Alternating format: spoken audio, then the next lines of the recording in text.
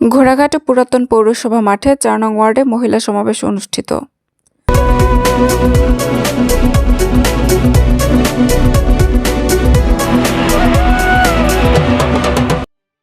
আসসালামু আলাইকুম।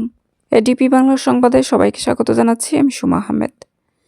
দিনাজপুর ঘোড়াঘাট থেকে শাহরুল ইসলামের পাঠানো তথ্যচিত্রে দেখুন বিস্তারিত।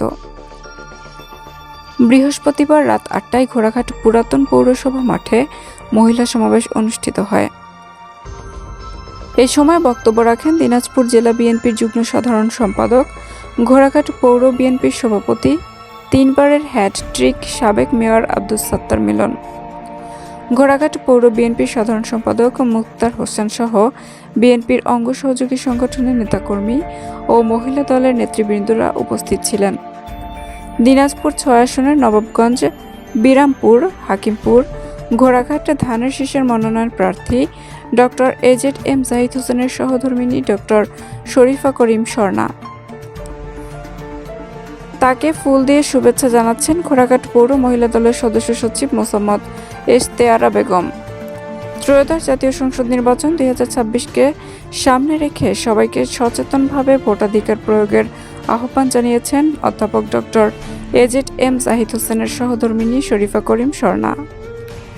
অনুরোধ করছি, আপনাদের পায়ে পড়ছি, যত হিন্দু ধর্ম, বৌদ্ধ, খ্রিস্টান, আদিবাসী, যত ধরনের মানুষ এই এলাকাতে বসবাস করে, আপনাদের কাছে অনুরোধ জানাবো যে আমাদের ধানের শীষ মার্কাতে ভোট দেবেন। মনে করেন আমি ধানের শীষ মার্কা, আপনারা আমাকে ভোট দেবেন। সকলে মিলে সর্বোচ্চ ভোটের মাধ্যমে প্রত্যেকটা সেন্টারে ধানের শীষ মার্কাকে আপনারা বিজয় করবেন, এই প্রত্যাশা ব্যক্ত করে সকলের সুস্বাস্থ্য কামনা করে আমার কথা শেষ করছি। সকলে ভালো থাকবেন। আসসালাম। নির্বাচনে আপনাদের সবার প্রিয় এবং পরিচিত অধ্যাপক ডাক্তার এজেড-এম জাহিদ হোসেন, উনি ধানের শীষ মার্কা নিয়ে আপনাদের কাছে আসছেন। আপনারা কি আমার কথা বুঝতে পারেন? আমি তো দিনাজপুরের ভাষায় কথা বলি না, পারি না, শিখতেছি। আপনারা কি বুঝেন আমার কথা? এই ডাক্তার সাহেব ধানের শীষ নিয়ে আসছেন এবং বিএনপি থেকে ৪৬ বছর পরে আপনাদের বিএনপি থেকে নিজের একটা প্রার্থী দিয়েছেন। ডাক্তার জাহিদ হোসেন কিন্তু বিএনপি নিজস্ব প্রার্থী এবং গত ৪৬ বছর কিন্তু বিএনপি নিজের প্রার্থী ছিলেন। আপনারা অন্য কাউকে ভোট দিচ্ছেন, অন্য এমপি পাইছেন এবং বারে বারে অন্যদেরকে সুযোগ দিচ্ছেন। ডাক্তার জাহিদ কিন্তু আপনাদের কাছে এই প্রথম আসছে এবং এই প্রথম আপনাদের কাছে তিনি ভোট চাচ্ছেন, একটা সুযোগ চাচ্ছেন। আপনারা কি তাকে সেই সুযোগটা দিবেন? আপনাদের ভোট খুবই মূল্যবান। এখানে অনেক উপস্থিতি, এটা দেখে আমার খুবই ভালো লাগছে। প্রত্যেকজনের ভোট, মা বাবা, আমাদের ভাই বোন যারাই আসছেন, সবার ভোট, প্রত্যেকটা ভোটই মূল্যবান। কারণ এক একটা ভোট হচ্ছে, আমি ভোটকে তালা চাবির সাথে তুলনা করি মাঝে মাঝে। মানে ভাগ্য হচ্ছে তালার মতো আর ভোট হচ্ছে চাবি। আপনার ভাগ্যটা আপনার ভোটের মাধ্যমে খুলতেও পারে, বন্ধও হয়ে যেতে পারে, তাই না? আপনি কাকে ভোট দিবেন, কাকে আপনার অধিক সুখে দুঃখে বিপদে আপদে, সেই তো আপনাদের পাশে দাঁড়াবে, তাই না? তাহলে এমন একজনকে আপনাদের নির্বাচিত করতে হবে যিনি আপনাদের এই ভাগ্যের তালাটা খুলতে পারবেন এবং যার সেই তালা খোলার সামর্থ্য আছে। ভাগ্যটাকে তালার সাথে কেন তুলনা করে জানেন? ভাগ্যের মধ্যে অনেক কিছু আল্লাহ তাআলা নিজে লিখে রাখছে এবং সেই আল্লাহ তাআলা বলেছে আমাদের চেষ্টা করতে হবে।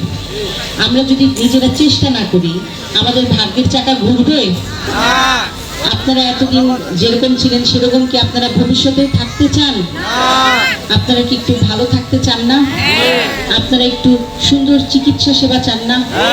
আপনারা একটু সুন্দর শিক্ষা ব্যবস্থা চান না? কর্মসংস্থান চান না?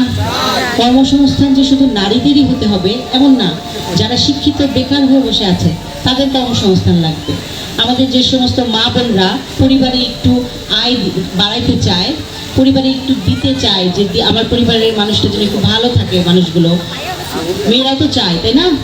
সবার তো সামর্থ্য হয় না করতে, আর যেহেতু শিক্ষার আলো একটু কম, তো এই মা বোনদের জন্য কর্মসংস্থান করতে হবে। এবং আমাদের যে সমস্ত বাচ্চারা যারা, আপনাদের তো অনেকে মনে করেন যে আমাদের শেখার বয়স শেষ হয়েছে, আসলে শেখার কোনো বয়স নেই, সবসময় আমরা শিখতে পারি, কিন্তু তারপরেও শিক্ষাটাকে আমরা মনে করি ছোট বাচ্চা হয়ে শিখতে হবে, ব্যাপারটা এরকম চিন্তা করি।